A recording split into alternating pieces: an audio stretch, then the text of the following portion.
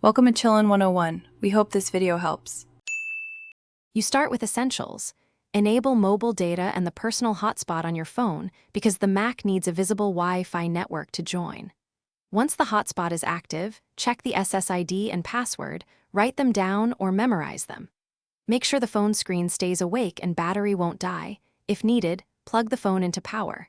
You do this now so the Mac can see the network immediately. It speeds up the next step and avoids dropped connections.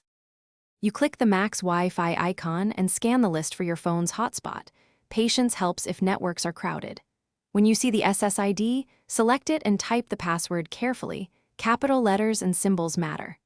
Once done, Mac OS will authenticate and assign an IP, so wait a few seconds for the checkmark and connected status.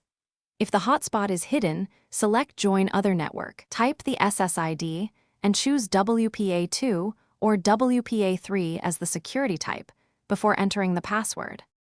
You confirm the connection by loading a web page. If pages fail to load, first toggle the hotspot off and on, then reconnect from the Mac. Make sure the phone's data signal is strong. Weak cellular causes slow or no access. If problems persist, restart the phone or the Mac and try USB or Bluetooth tethering as a workaround because those avoid Wi-Fi interference. Finally, keep device OS updated. It fixes many hotspot hand. Thanks for watching. Consider subscribing if we helped you.